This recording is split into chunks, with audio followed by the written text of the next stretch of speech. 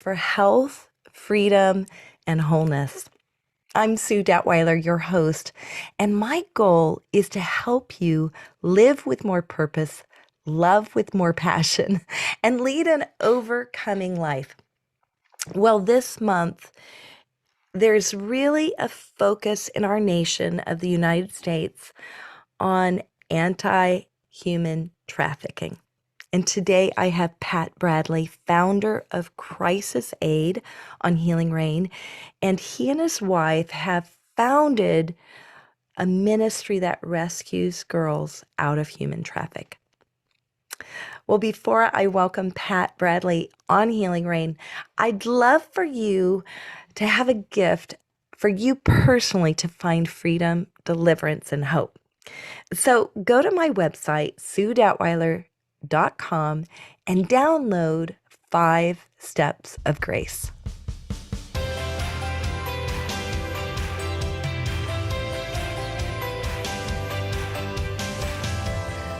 Welcome to Healing Rain. Today I have Pat Bradley, and he is the founder of Crisis Aid.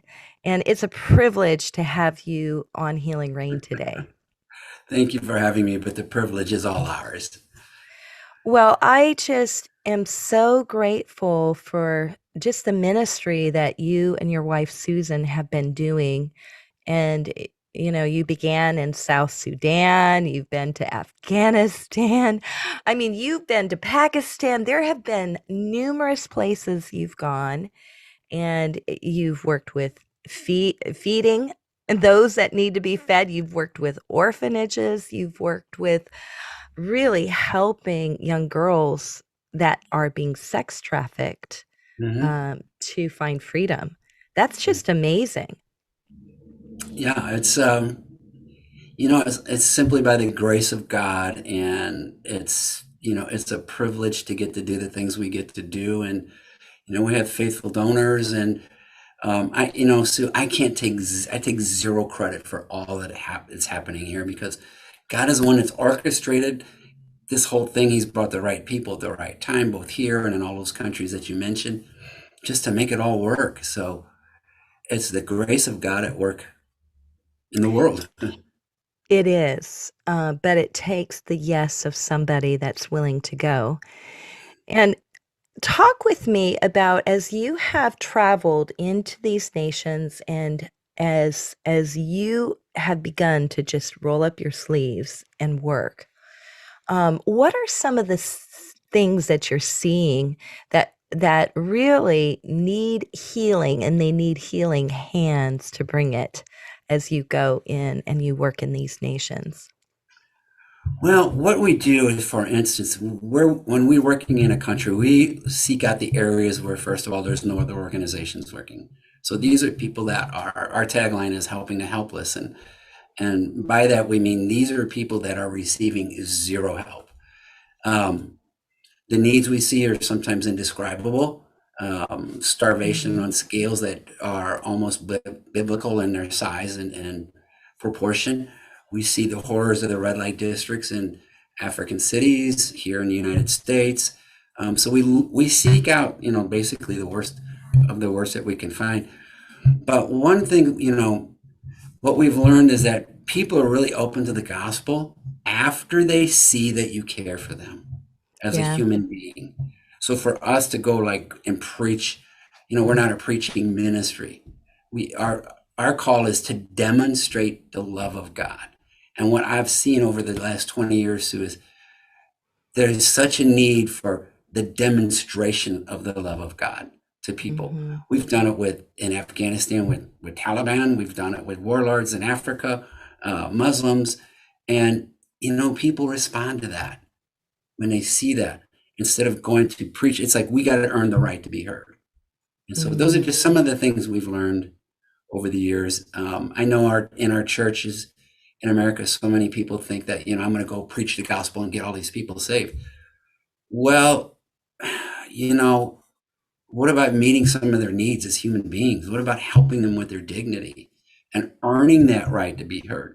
Because once you make the decision after you've earned the right to be heard, we have found the decision sticks with them for a Yeah. lifetime. And it begins to bring in the change that the gospel is supposed to bring in. I don't mean that everybody's, we're not a preaching ministry, but there are those that have that anointing. We just don't Hmm. have that. We have a different anointing. And so Hmm. it's so important that you demonstrate the love of God. And it's here too in the United States. You have to do that with the girls that we rescue with law enforcement. They need a demonstration of the love of God. The last thing they need to hear when you're pulling them out of a horrible situation, maybe from a sting operation, the last thing they need to do is be preached at.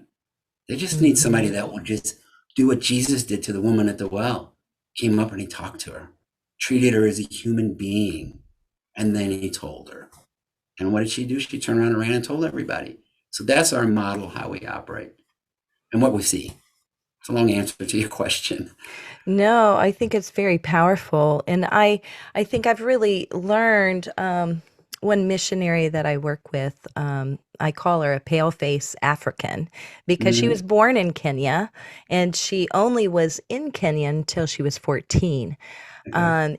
And one of the things that I have seen as I've walked through, for her, it's in Nairobi, as I've walked through just the slums of Nairobi, Mm-hmm. is that the need is so great and it really is unbiblical not to care about their human dignity. You're right. Having Right. food, Mm-hmm. having clothing, having a home, having their children safe from being raped, you Mm-hmm. know, it's That's just, correct. it's a tremendous need. And Yes. so, talk about, because really, I know you're concentrating in on those girls that have been sex trafficked. Mm-hmm. And what has been, as you think about a girl that's been rescued, what's been the healing journey for them? What's it like? It is first and foremost a lifelong process. I will tell you that. And so we made a decision when we walked down this, when we decided to go into this work. Um, our decision was this: we are in this for the life of the girl. She's not a project. She's not going to be, a 1 year and you're done and you're on your own. We're there for the life of the girl she wants it to be. What that does with our team, it conveys a completely different message to the girl. She knows immediately we care because we're thinking about her when she might be 14, but we're thinking about when you're 34, 35, 40 years old. We're there for you. And now, and so after 15 years of working with girls that we've rescued, the very first girl, like very first 5 girls that we rescued, they work for us full time now. So we've had this relationship for that long. That to me is so important because it comes Mhm. through all the nonverbal communication, which you know as well as I do. Sometimes that's the loudest communication. So our team is there for the life of the girl.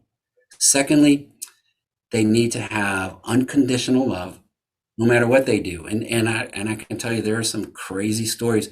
These girls have been so damaged, they've been so brainwashed. Their thinking is not like our thinking. And so you just have to take them where they're at. Don't try to make them into something before they're ready for it. And also just to listen to them because they need somebody to listen to them. Those are the first steps that we take them with the girls. But we also share Jesus. We talk about Jesus. We talk about God. We're Christians. That's why we do what we do. But we're not going to shove it down your throat. We would rather you be drawn to our Christianity than to Jesus than to be shoved it down their throat. Now, again, like I said earlier, that's where our anointing falls in that area. But so the girls, though, it's the hardest thing we've ever done. We Yeah. feed starving children. We build orphanages. We do medical clinic. We got pediatric clinics that treat starving children. But working with these girls is the most challenging thing, but is by far the most rewarding thing. I don't know how to describe it, but it's just so rewarding to be in relationship with these girls and to see what they can become. And since we've started this, I think over 2,000 girls now we've helped. 2,000? We've been doing it for 15 years, yeah. So we've You developed have different programs. helped you have helped 2,000 girls Mhm. and made a lifelong commitment to them. If that's what they want, yeah. Now, some come and go, but what's important is the attitude in our heart. Like last night, my wife told me one girl we had in our home and like 6 years ago, and she graduated and she moved down to Louisiana, and my wife has kept a relationship with her, and my wife said, "Oh, so and so called last night, and she was getting married in August." And I go, "Oh, that's awesome, that's great." She goes, "She wants us to come." How do I go to Louisiana in August? So I'm like, do we really want to do that? But yeah, so so we'll probably do that. Well, and of course you want to do that. It just, Mhm. what is astounding to me is, and really, if you're listening, Healing Rain listeners, I want to, there's a lot of things that Pat is not saying about these girls. Because when someone has been used for years by violators. And really, as those who have listened to my last interview, they've been groomed and their violence and their abuse most of the time began before they were sex trafficked.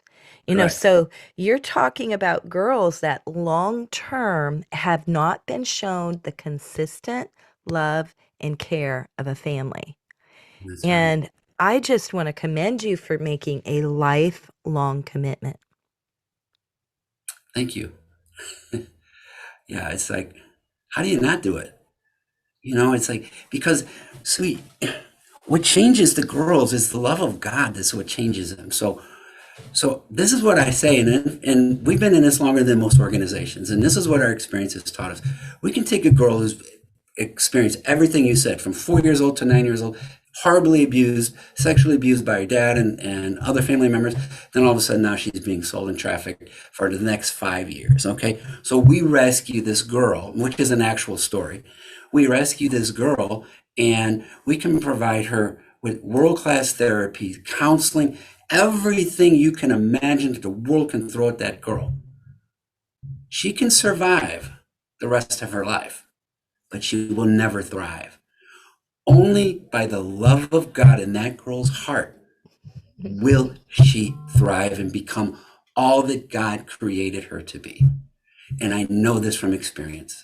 I know it like the back of my hand. It's the only thing that brings the full change for that girl to be able to live from the core of her being, from her soul. God made her to be something. His love will free her to do that. And only her love. We can teach her to get by, but she will never thrive. Yes, I really agree with you. And also, I mean, I've been in the trenches too. I've also seen that likely what you're experiencing, because they're working through all their grief of abandonment, rejection, broken relationships. They don't know how to live in a healthy family or have healthy relationships.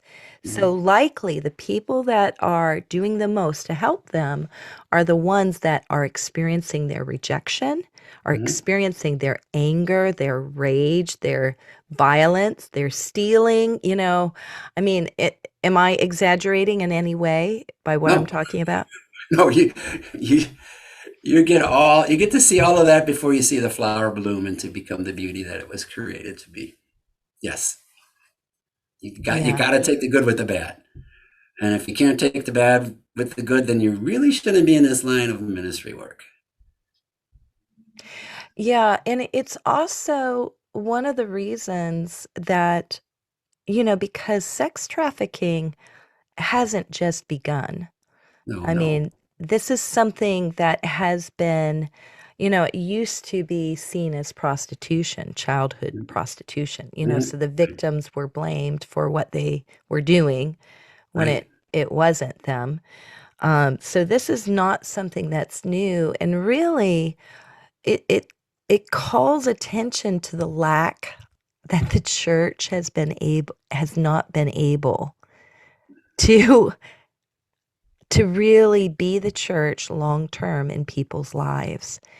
And I mean, I've been a pastor, so I'm not pointing the finger at anyone other than, on us of that type of commitment. And I think you're right. It's an anointing that you're talking about.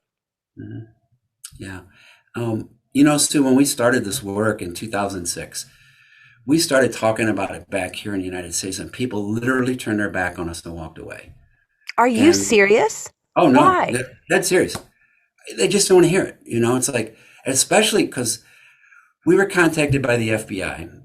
We had meetings with them. Long story short, they asked us, would you please open a home? Now, this was off the record because a federal agency couldn't ask us to do that. So, but they saw our programs in Cambodia and they researched it. And at that time in 2000, I think it was 2008, there was 49 beds in America dedicated to victims of sex trafficking. Only So 49? only 49 in 2008. Two of those and it was controlled by three organizations. Two of the organizations wouldn't even work with law enforcement. So what they were doing, as you alluded to earlier, is they were taking these girls and putting them in jail or putting them in juvenile custody because they had nowhere else to go with them. And so they asked us if we would open a home for American victims. Now, we were working overseas, but I was not familiar with the scope of the problem for American victims, which just blew my mind. And so naturally, we said, yeah, we'll do that. We'll open a home. I thought people would throw money at us. It took us 4 years to get the money raised to open our first home here in America for American victims. But the first 3 years was like trying to plow cement. People literally walked away from us. Most people didn't want to hear about it, didn't want to talk about it. But then it started coming out in the media a little bit more and a little bit more. And today now it's a cause out there that gets a fair amount of attention, frankly. And but in the beginning days, it wasn't. And so my message to the church was, this is a chance for the church in America to shine. We Yeah. can come together as a church and take this one subject, this one cause, we can take it on together. Let's come together as the church of Jesus Christ. Let's take this on and show the world what we are capable of doing. If we do this, we can end child sex trafficking. But it didn't happen. Didn't happen. We're going to say yet. It hasn't happened Yes. Good, yet. good, good. Yes, yeah, yeah. Thank you. Yeah, because really, I'm thankful that this is Sex Trafficking Mm, Awareness Month, here in the United States. And I know I've got international listeners on Healing Rain, but it is important to create that awareness and to realize that when we're silent, when we do nothing, we say nothing, then we become a part of the problem. yeah. And can I correct this? We have some wonderful churches that give us a lot of money for our work Oh, in I'm sure that's trafficking, true. You wouldn't both be able here to and in continue. the States. Yeah. I didn't want to say the church didn't do anything because they do. Yeah. My vision was a whole church in America rising up together. So, yet was the key word. Yeah. Yeah. I agree. Well, as you think about that, because you can't get involved in this level of trauma and need and violence and injustice without having it impact you personally. Mhm. So, how have you been personally impacted by this ministry? What are the types of things that you have personally learned um, uh, by just rolling your sleeves up and sharing the love of God? First thing is that nothing is impossible. The second thing is no person is too far gone because we've had some girls that were in very rough shape that the world just threw away, and now they've become blossoming flowers. Um, it gets hard at times because sometimes girls in the middle of the program they get them go back to the life where they came from, and we understand that now because that's all they know. That's their familiarity. And this sounds crazy, but that's what's normal to them. So they're in our program for the first 30 days, and we're giving them a great experience, a good place to live, good meals, as much love as we can give them, and they pick up and turn around and go back. And that's hard. You pour so much of yourself, and our team pours themselves into it. But what we've learned over the years is that, okay, so she left, but there were seeds planted. And probably 90% of those seeds have come back at some point in time, and come back into that program. So, and then the other thing we've learned is just, you just can't quit. You just cannot give up. Giving up is Mm-hmm. not an option. Mm-hmm. So, You know yeah, what? One thing that I like about, because you're saying a lot of things and you're also, there's things that you aren't saying. You've talked about a program, but I can tell that your primary focus is not the program. It's almost like the program's the wineskin. And that yeah, probably has changed over the years, but that the importance is the commitment to the person. it is. Yes. So, what have you found if you would describe a girl that comes in today? Mhm. What's her journey, from start to, so talk about the wineskin. What are some Sure. things that you've seen to consistently help the healing journey? Sure. So when we say, so we get our girl in, say it's from a sting operation from police. First thing we do, very first thing you do is determine, is drugs a problem? If there's an addiction problem, you must deal with that first and foremost. You can't do anything if she's got an active addiction issue. So we have partnerships with two agencies that help us get the girls off of drugs.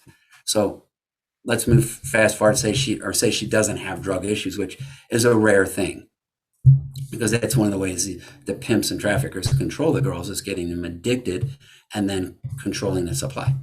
So once they come into the home after that, then we let them spend about 30 days readjusting to a different life, to begin the process of like, hey, there's a different normal for you. Because some of these girls, like, they all have their own bedroom. When they come in, they'll, many times for the first week or two, they take the mattress off the bed, they close the door, and at night they put the mattress against the door so nobody can come in. And it's like, whoa. It's like, wow, I never even thought about that. But that's, now they feel safe and secure by doing that. Um, but we just try to get them to start talking about what was their life like. Did they have a family? Just opening them up in the first 30 days. We don't want them to feel like they're rushed. We do have a program that's kind of like a 12-month program, but if the girl's ready in 6 months, we work with her. We put her in phase two, which is a transition phase. Or if she needs 24 months, she stay with us for 24 months. But we develop a plan with her as we're going along. And generally between the first, say, 30 and 60 days, we develop that life plan to where ultimately she may want to end up being. Now that changes many times over the next 12 months, but that's fine. At least it's a roadmap. And then, through intensive counseling, group counseling, just being a friend, taking them places, they just begin to become who God made them to be. I really love about what you're talking about. You're doing an individualized Mhm. life plan. Yeah. You're not having a structured plan that, okay, do it our way, or else if you can't do it, you're out of here. You're really looking at her individual needs and Mhm. developing an individual plan. Sure, because I mean, their backgrounds are so different, so you have to consider where they came from that got them where they're at today. You need to understand that so that you can tailor that program to help her in all those needs that she needs to be healed from. I mean, we've had girls where this is what's kind of funny is like last year we had a graduation, and one of the girls that's been with us for like 6 years was like telling her story again. And I'm thinking, I've heard this 3 times and it's different 3 times. Then I remember, oh yeah, as the onion starts to peel, more comes out, more comes out, more comes out. And so what you hear in the very beginning, the story, in 60 days or 6 months, you may hear that story totally different. Well, that's because it's like an onion. They start peeling off those layers that they got in there. And so it's like, sometimes you go, well, wait a minute, is that okay? Are we starting over? And it's kind of crazy, but that's okay. You know, we still love them. You have to see, so you have to love these girls. You just do. Um, kudos for all the organizations providing service for the girls and stuff. But I know that when we started this work, I know God showed me that it breaks his heart to see what these girls are enduring. He's there with them. He knows, but it breaks his heart because no one's there to help him. And so he knows, God knows that Mm-hmm. only his love can help that girl. And so I just don't, I can't overstate the fact that love, love never fails. That's what the Bible says. Love never fails. And so on Human Trafficking Awareness Day, if I could give one single message is that these girls are lovable, they deserve it, and they have the right to be loved, and we as a body of Christ are failing Jesus if we don't love them. Yeah, I agree. I agree with what you're saying. And really, it's a supernatural type of love, isn't it? It's a love that you can't do it in your own human strength. You have to be No, empowered daily with yeah, a supernatural agape love. you do, but all you really need to do to get that is make yourself available. Hmm. It's there. God is looking for people to be available, and He'll pour all of that onto them every single day. You're absolutely right about that. Yeah. Now, how do you keep yourself healthy?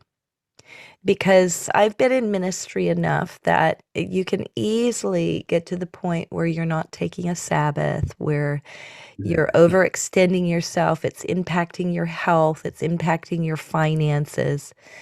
And then you're not able to, in the long run, love anybody because you're not loving yourself. yeah. So, what is the personal lifestyle that you've developed for you personally to be healthy and healed? Well, I think one is my morning times with God. With my quiet time with God. That is, first and foremost. I regularly, like the personal, I work out regularly to deal with all the stuff that you deal with. But um, for Mhm. me, I mean, I did go through a phase where I went through a burnout phase, but that's when I was running a business, a marketing company with 180 employees and working in 4 different countries, trying to do all this crisis aid work by myself. I burnt out, and it took me 6, 7 months to really come back through that. And so I'm very much aware of it. I've got friends that are pastors have been through burnouts, and the severity of them is just mind boggling. So you kind of have that healthy fear of that. But the other side of it is that I'm doing what I'm called to do too. And I Mhm. know that. And so there's that energy that just comes from that and knowing that. Um, and then try to, just rest when I can get rest time in. I'm more purposeful about not going 7 days a week now when I can. But again, when you love what you do, it's not a job, it's not work to you. There are aspects of it that I'm not crazy about, like the administration and that, but um, I'm doing what I love to do. I mean, I dreamed, let me say it like this. When I got saved, I heard about this guy who was a Christian businessman, and he started a ministry and he funded it through his business, profits on his business. And it was in 1988, I think. It was that far back. Um, I sat in that church that night and I thought, that's exactly what I want. And I created this picture in my mind, where I wanted in my life to be. And I'm happy to tell you, I'm living that life today that I dreamed of way back then. So I don't just have a job, you know, it's just a calling, but we all have a calling, every single Mhm. one of us. I agree. I believe it. Whether you're disguised in full-time ministry as a real estate agent or a school teacher or, whatever, I believe that each and every one of us has a calling. Um, yeah, and thanks for talking about burnout because that can definitely happen. Mm-hmm. So That's a very having, real issue. yeah, it is. Yeah, and having the pace of grace to be able to be in that healing journey for the long term. Yeah. Now, one thing that we haven't talked about, but is apparent to me, is that there's an aspect of healing through family type of relationships. And how much have you found that the girls need a mom and a dad in their Oh, lives? oh yes, they need it desperately. And that's, that's part of the role my wife and I fill for the girls. And it is, there's no describing how rewarding it is. The first three girls we rescued in East Africa in 2006, they all got married on the same day because they were very close friends. And they asked my wife Sue and I to be their parents and walked them down the aisle. And so we got to do that. Yeah. And it was the thrill of a lifetime. They had their wedding gowns on. And so we've had the privilege of doing that probably 8 or 9 times now to actually be their parents. Um, but they all need that, and like when we first started working in this red light district, I would go up to the girls standing in their doorways and I would like touch them and hug them. And they're like, why are you touching me? Because you need this. And you could just feel it going out of you into them. And they just need that in their life. They need that father figure. They need that mother figure that they don't have. They need safe touch, not Safe just touch. Yes. abusive touch. Correct. Oh, what a great way to phrase that. Oh, I'm going to use that. Hmm. That phrase, but that's exactly what they need. Yeah. Yeah. But they need it. It's a Oh, need. yeah. They need that. Yeah. Yeah. Well, and we all do as human beings. Hmm. And, we need that tenderness of God shown. And so often when people are stuck in addiction and they can't even hear about the righteousness of God or the holiness of God Hmm. without that tenderness of God first. Yeah. Yes. So true. Mhm. So well put. So, as you go forward, because I can tell this is a lifelong sort of ministry for you, it's not like this is a phase. As you move forward, what is your hope, both for your ministry, but also for those that are listening, the Healing Rain audience? What do you hope will take place by you sharing your story? That's a great question because as passionate as I am about what Crisis Aid does and all of that, which I'm, over the top passionate, I think I may be more passionate in this subject. I want to see the church get out of the pew and become all that God created us to be. And there are so many people, Sue, that over the years have said to me, I'm just sitting here waiting to hear God's will to what to do. Well, it's really simple. One, there's almost 3,000 verses on poverty and injustice in the Bible. Pick one, build your life around it, and you'll be in the middle of God's will for your life. Two, we tend to say, I've got a red light, I'm waiting for God to turn it green. Let me turn that around and say, God's giving you a green light. Do you think you got the power or the strength to thwart the will of God in your life? Don't you think he can guide you? He needs you to get moving. Just pretend the light is green and step out and see what he'll do. Because Jesus said this in Matthew 25.